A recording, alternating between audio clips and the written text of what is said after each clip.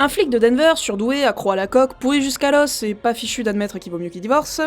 Ok, donc on est dans ce genre de film. Donc Joe est un génie lassé d'absolument tout dans la vie, au point où il ne peut pas se passer des excès qu'il a à disposition. Un jour, alors qu'il est appelé sur un meurtre qui nous rappelle beaucoup le modus operandi de notre cher Pinhead, il trouve par hasard la configuration des lamentations ainsi que un doigt d'enfant dans une bougie.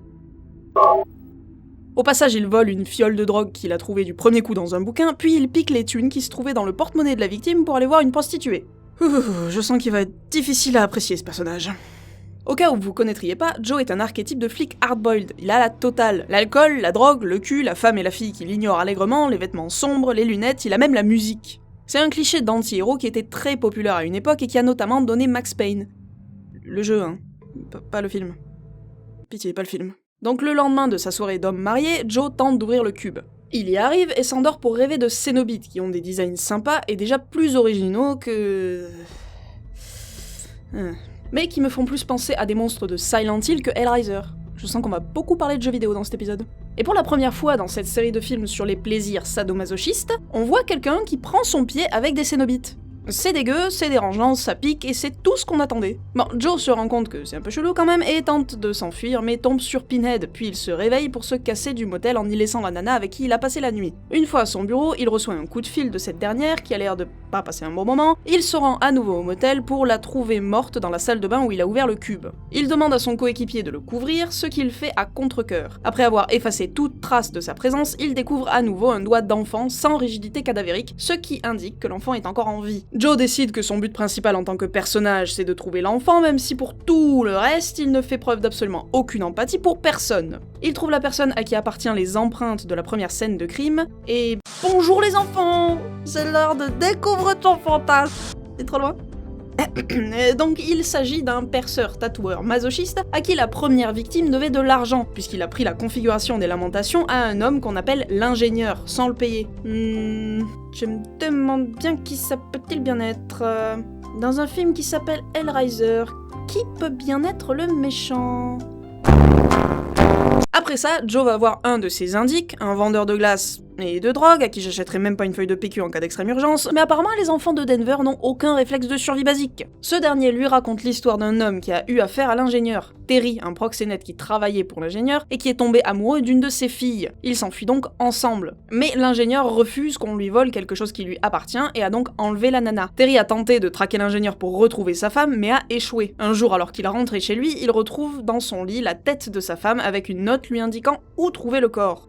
Alors ok, c'est pas cool, ça pourrait être terrifiant si seulement le caméraman n'était pas bourré, mais sachant qui est l'ingénieur à la fin de l'histoire, pourquoi? Comment? Quel est le quoi? Bref, donc Joe ordonne aux vendeurs de glace et de drogue de contacter Terry pour savoir où trouver l'ingénieur. Ce qui, quand tu te poses 2 secondes pour réfléchir, est pas très logique puisqu'on vient d'établir que Terry était pas très doué pour trouver l'ingénieur, mais bon, qui aurait l'idée de réfléchir aussi, je suis con. Le coéquipier de Joe se sent mal de l'avoir couvert et veut tout raconter à leur chef. Joe lui fait très gentiment comprendre que s'il fait ça, il va prendre cher. Décidément, quel personnage attachant ce Joe. Et alors qu'il s'apprête à quitter le bar où ils sont, un gamin livre des VHS à Joe, qui les regarde dans le bar. Ok, alors pause. Non, parce que, d'une, Joe a été présenté comme un mec surdoué. Pourquoi est-ce qu'il est assez con pour regarder une VHS super suspecte dans un lieu public? De deux, quel bar a un lecteur VHS intégré à sa télé, à la disposition de tout le monde comme ça? Et de trois, il est où le barman? Ils sont où les clients? Pourquoi personne lui dit que regarder une vidéo d'un meurtre méga violent au milieu d'un bar, ça se fait pas? Donc, sur la VHS, Joe peut voir le meurtre du vendeur de glace et de drogue de tout à l'heure, là, par le monstre que Joe a vu en rêve. En plus du meurtre, il voit la bébête déposer un nouveau doigt d'enfant dans la caisse. Il ramène la VHS au commissariat et comme de par hasard, y a plus rien dessus. Donc tout le monde commence un peu à penser que le Joe, là, il se foutrait pas un peu de leur gueule quand même. Joe est de ce fait envoyé chez un psychiatre qui est aussi un prêtre, comme c'est pratique,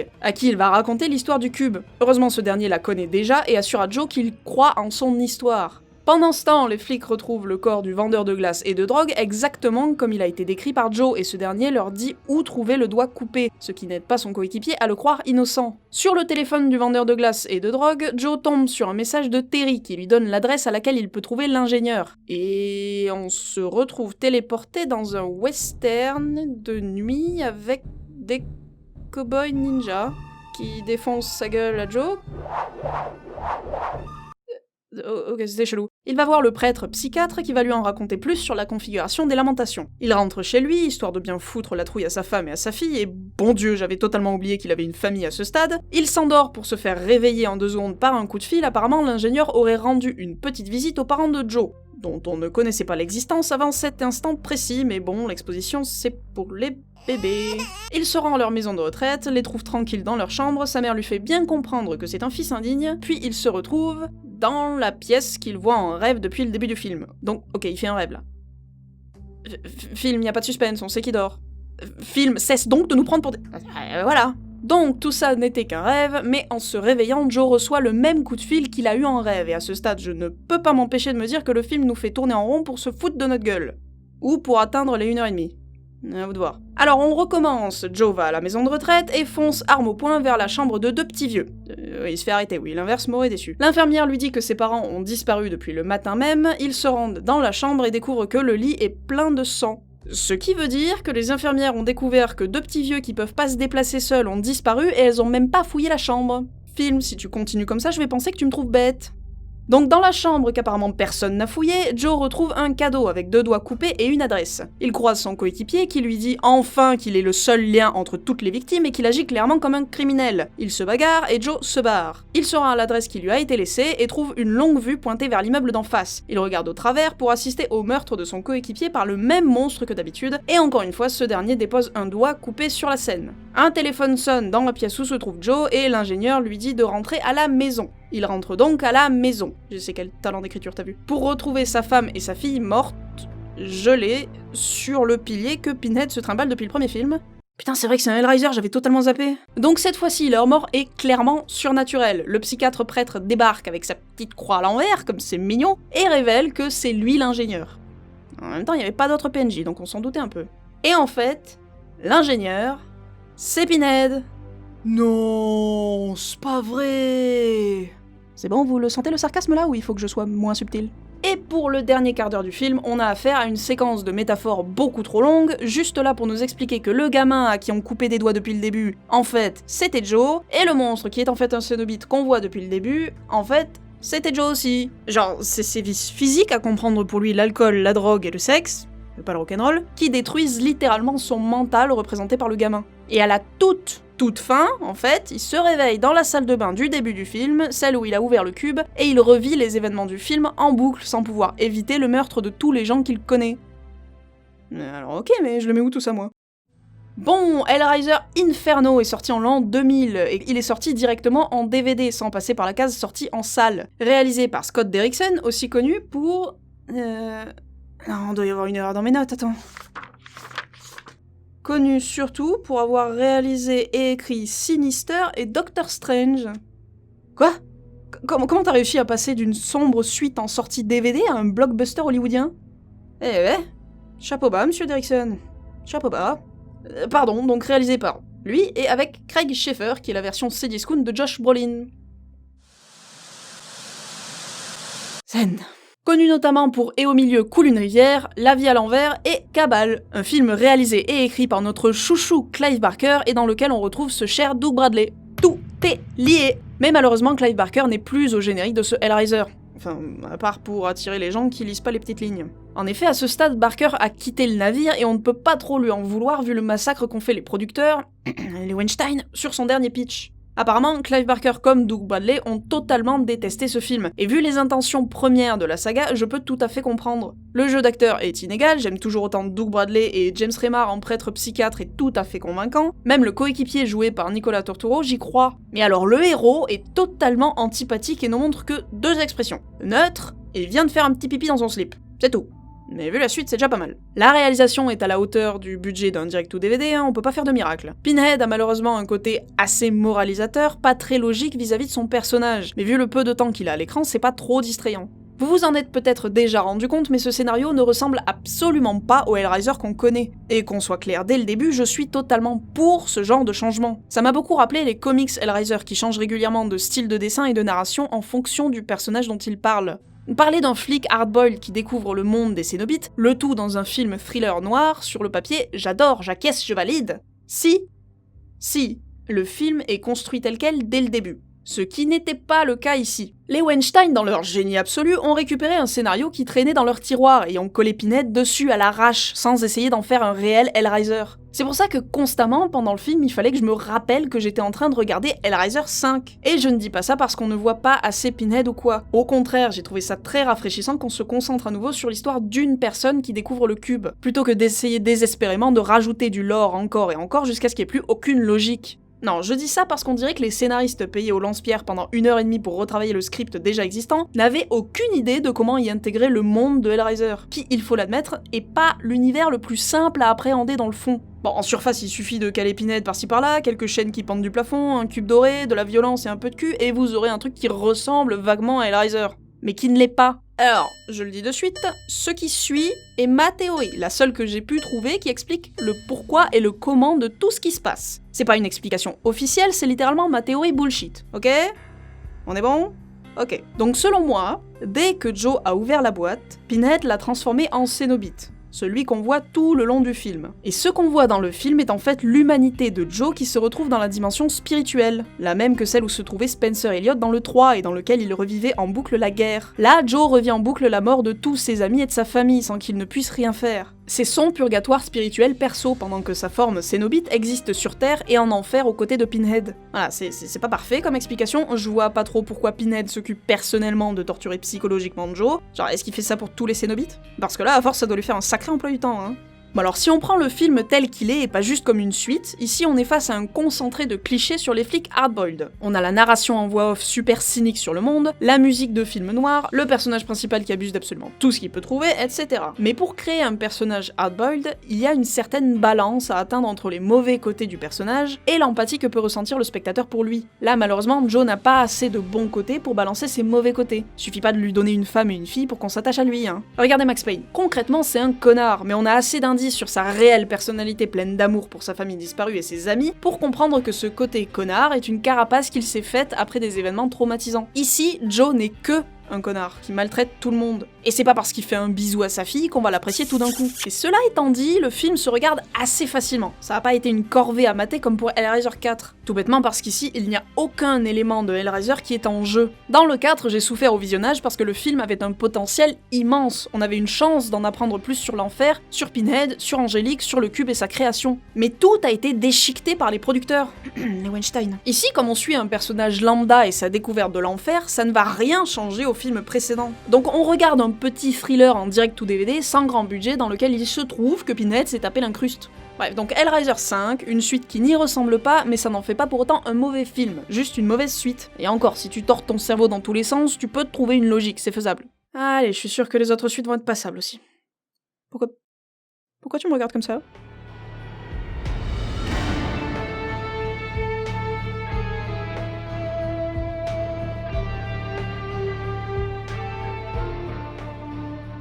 Dans une voiture qui roule à vive allure, on retrouve Kirsty. Ils ont attendu le 6e film pour ramener Kirsty. Ok, bon, au moins ça veut dire qu'on aura un personnage qu'on apprécie déjà, ça devrait rouler tout seul. Tu me fais peur. C'est vraiment à ça que je ressemble? Qu'est-ce qu'on est heureux! Oh, j'y crois pas à quel point on est heureux! Oh non! Mais qui aurait bien pu se douter de ce retournement de situation? Kirsty est morte. Attends, donc c'est le vautour de Brooklyn Nine-Nine, là, le personnage principal? Comment vous voulez que je le prenne au sérieux? Et puis, pourquoi vous avez ramené Kirsty si c'est juste pour la tuer? Tu me crois aussi stupide que ça, film? Donc, le vautour se réveille à l'hôpital, il y a une tension étrangement sexuelle entre son docteur et lui, je rappelle que sa femme vient de mourir quand même, mais il a de la chance, c'est une magicienne des faux raccords. Il fait un rêve qui, je vous le dis direct, n'a absolument aucun rapport avec la suite. Oui, je sais, va falloir qu'on s'y habitue, oui. Un gentil flic nous apprend que le corps de Kirsty n'a pas été retrouvé, mais le vautour a l'air convaincu qu'elle est morte. Film, regarde-moi dans les yeux. C'est un connard, c'est ça? On a commencé il y a 2 minutes et tout le monde peut deviner le twist de fin. Film, dis-moi que t'as autre chose à nous donner. Ah, toi arrête, hein. Bon, le vautour retourne chez lui, on a droit à quelques flashbacks de lui et Kirsty, mais comme c'est déjà cramé que c'est un connard, on s'en fout allègrement. Ensuite, il retourne à son taf, où on rencontre un de ses collègues qui a l'air tout à fait ok avec le fait qu'il trompe sa femme. Lui aussi, il va être charmant, tiens. On commence à voir comment le vautour a récupéré la boîte, élément scénaristique qui avait pris littéralement 15 secondes dans les premiers films, et je suis sûre que le réal va respecter ce mystère et ne pas... je peux même pas finir cette phrase. Bien sûr qu'ils vont appuyer dessus pendant tout le film pour aucune raison. La patronne du vautour lui saute dessus. Bordel, c'est quoi cette agression, la vache? Le tout devant des caméras, parce que... pourquoi pas? En même temps, elle voulait peut-être vraiment lui foutre une claque pour avoir accroché des CD sur son mur comme déco. Le vautour retourne voir le gentil flic qui lui pose des questions sur Kirsty, mais il ne se rappelle de rien. Il retourne chez lui, se fait attaquer par Dark Vador hors champ et... crache de l'eau. Et un poisson. Film. Il s'est noyé, c'est ça? C'est un connard qui traitait Kirsty comme de la merde et se tapait tout ce qui bouge, il a voulu se débarrasser d'elle, mais c'est lui qui est passé. C'est ça. Dis-moi qu'il y a autre chose, dis-moi qu'il y a autre chose, dis-moi qu'il y a autre chose. Par pitié, il reste encore 1 heure de film mal joué, mal écrit, mal éclairé et mal monté. S'il te plaît, dis-moi que je regarde pas ça pour rien. Bon, sa voisine débarque avec un nouveau tatouage. Désolé madame, mais d'expérience, un tatouage frais, ça ressemble pas du tout à ça. Elle lui saute dessus, mais il refuse gentiment. Quel gentleman. Il regarde des VHS de Kirsty et lui, où il lui offre un cadeau en forme de cube. Au passage, on a un des seuls foreshadowing efficaces du film qui ne nous soit pas fichu dans la tronche. Attends, il y a des gens qui aiment pas les mots en anglais. Un des seuls... présages?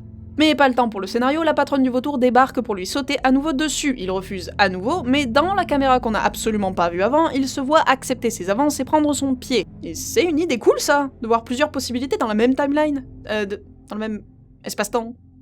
C'est un peu long, non?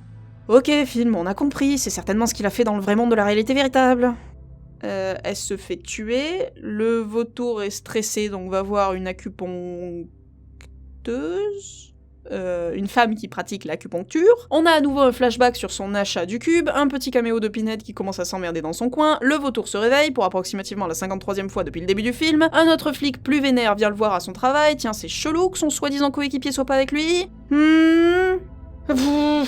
Kirsty, boobs, cul, elle est morte, il se réveille, Pinhead, flic, cube, médecin, collègue relou, flic, cube, cul. Il se réveille, elle est morte, le médecin...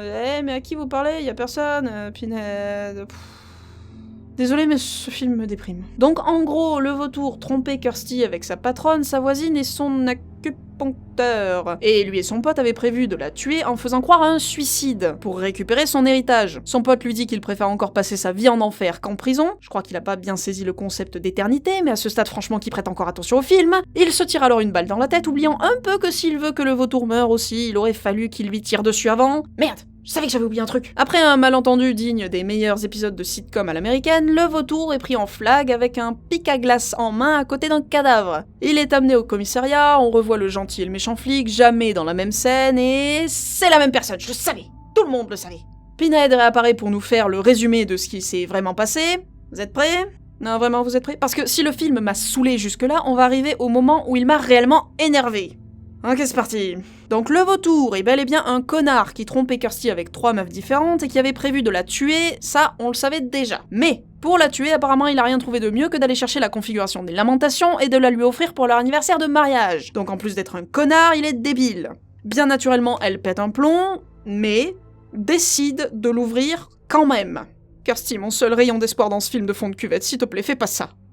Elle l'ouvre et propose un marché à Pinhead, chose qui n'avait clairement pas marché dans le premier film, mais qui ici croit encore que le réal a regardé le premier film. Elle propose à Pinhead de lui offrir 5 âmes à la place de la sienne.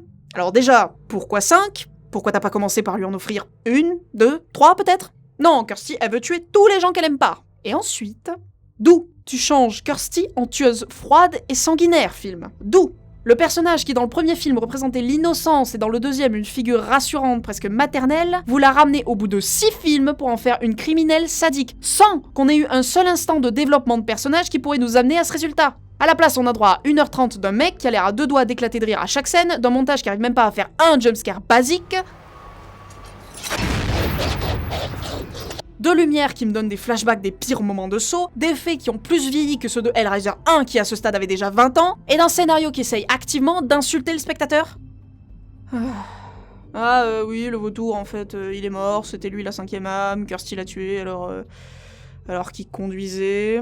Et elle repart avec le cube parce qu'apparemment les flics dans Hellraiser n'ont aucun compte à rendre à personne. Donc Hellraiser Hellseeker est sorti en 2002 et réalisé par Rick Botta, connu pour ce film et les 2 prochains Hellraiser. Pardon. Sinon, il a fait quasiment que de la série. Comme je l'ai dit aussi subtilement qu'un shot de caféine pure injecté dans les fesses depuis le début, le héros, Trevor, est joué par Dean Winters, que personnellement je connais grâce à Brooklyn Nine-Nine, mais qui a aussi joué dans John Wick ou PS I Love You, et qui malgré ce que je viens de lui mettre dans la tronche, n'est pas un mauvais acteur. Hein. Mais il a constamment un petit sourire en coin dans chaque scène, ça lui fait littéral tête à claque. Kirsty est à nouveau joué par Ashley Lawrence, pour qui le surjeu passait très bien dans le premier Hellraiser, qu'il a placé devant des situations plutôt stressantes, mais qui ici est mise en scène comme une hystérique, ce que je trouve très insultant. Mais au moins s'il y avait que ça. Et Doug Bradley est toujours là, bien sûr, et malgré le scénario totalement à chier, il sait toujours aussi bien incarner notre chère tête d'épingle. Ouais, des fois il vaut mieux utiliser le mot en anglais, hein. Comme pour Inferno, les Weinstein ont fouillé leur tiroir crasseux pour trouver un scénario déjà tout prêt, et ont collé Pinhead et Kirsty dessus. Enfin, au départ, ils avaient juste incrusté Pinhead, le personnage de Kirsty était un personnage tout à fait à part entière. Mais Doug Bradley, en lisant le script, a cru au retour de Ashley Lawrence et en était très heureux. Du coup, personne n'a osé le corriger et les producteurs ont contacté l'actrice pour qu'elle vienne sur le film pendant que les scénaristes ont dû retravailler le script pour l'y intégrer. Tu m'étonnes que son personnage n'ait absolument aucun rapport avec les films précédents, tiens. Avant sa sortie, les producteurs avaient mis les équipes du film sous silence, c'est-à-dire que personne n'avait le droit de parler du film, même pour en faire la promotion, ce qui est rarement bon signe. Mais Ashley Lawrence a brisé ce silence simplement pour dire qu'elle avait été payée juste assez pour acheter un nouveau frigo pour faire le film. Sinon apparemment Doug Bradley lui-même a écrit et rajouté des lignes à Pinhead et bizarrement ça se voit, ces lignes sont tout à fait dans le personnage et dénotent du reste du film qui ne respecte absolument pas la franchise. D'ailleurs au passage Doug Bradley joue aussi le vendeur de la boîte dans le film. À part ça, y a pas trop d'infos sur le projet. En même temps, si même le réalisateur avait pas le droit d'en parler. Comme je l'ai dit, niveau qualité, le film est un fier direct-to-DVD sans budget, qui décide de suivre la même construction que le volet précédent. À savoir, on suit un personnage dans son petit enfer personnel qui croise de temps en temps Pinhead pour qu'on n'oublie pas qu'on est dans un Hellraiser. Mais bordel, ne faites jamais de jeu d'alcool avec ce film. Un shot à chaque fois que le personnage se réveille après une scène et vous allez finir en enfer. Le film tente, il tente d'être un film qui perd le spectateur, qui le met sur une piste puis sur une autre pour qu'on sache plus ce qui est réel ou pas. Mais pour faire ça, il faut des règles. Et je parle pas de règles cinématographiques, mais de règles qui régissent l'univers qu'on nous présente. Il faut une logique qu'on puisse décortiquer une fois qu'on a toutes les cartes en main. C'est comme dans Scooby-Doo. Là, y a pas de logique cachée, au bout d'un quart d'heure de film, vous aurez deviné ce qui va se passer. Déjà parce qu'on ouvre le film avec l'accident de voiture, donc toutes les scènes liées à la noyade ou à la mort de Kirsty, on sait très bien ce qu'elles veulent dire. Et ensuite, on est confronté immédiatement à absolument toutes les femmes du film qui se jettent au cou du héros totalement apathique. Ce qui est assez insultant au passage, Y a pas un seul personnage féminin qui ne se soit ou ne veuille pas se taper ce mec dans le film. Donc on comprend assez vite que c'est lui qui est mort et qu'il trompait Kirsty, et vu que le film s'appelle Hellraiser quand même, on peut en déduire rapidement que sa mort est due au cube et à Pinhead, et donc sûrement à Kirsty. Mais malgré le fait que le spectateur peut deviner tous ces éléments très rapidement, le film essaye de nous perdre, de nous faire douter, de nous désorienter. Et du coup, on dirait qu'il nous prend pour des cons, avec des neurones qui se touchent tellement pas qu'il faut tout nous expliquer. Ce film est une insulte. Sans oublier qu'il nous présente une Kirsty totalement différente de celle des deux premiers films, qui je rappelle du coup est maintenant une tueuse en série. Elle... c'est le pire que tu puisses faire dans une suite, modifier rétrospectivement les films précédents. Comment tu veux qu'on voit Kirsty dans les deux premiers films, pareil, maintenant qu'on sait qu'elle est vouée à devenir une tueuse en série ?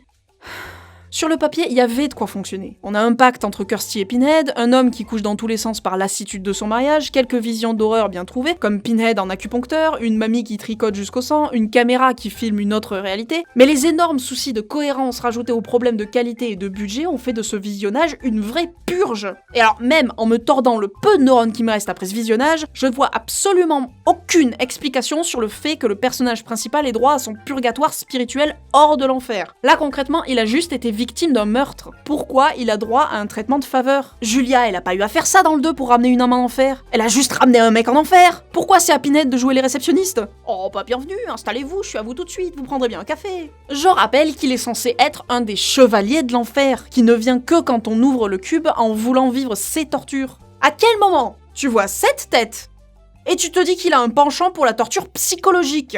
Et ça vaut aussi pour le 5, Dans les 4 premiers films, Pinhead est physique. Je veux dire, il aime littéralement la douleur. C'est tout le but de son personnage et de l'enfer présenté par Clive Barker. La douleur et le cul. C'est les sensations. Pourquoi on est parti sur du psychologique, là ? Pourquoi ? Alors on va me dire que oui, mais Frank il est torturé psychologiquement en enfer dans le 2. Et à ça, je répondrai que non, même cette absence de douleur et de plaisir est une torture physique. Et à aucun moment l'enfer ne joue avec les perceptions de la réalité de Frank. Il sait qu'il est en enfer, il sait qu'il est là pour l'éternité et qu'il est foutu. Donc vous avez ruiné Kirsty, vous avez ruiné Pinhead, et vous avez ruiné l'enfer.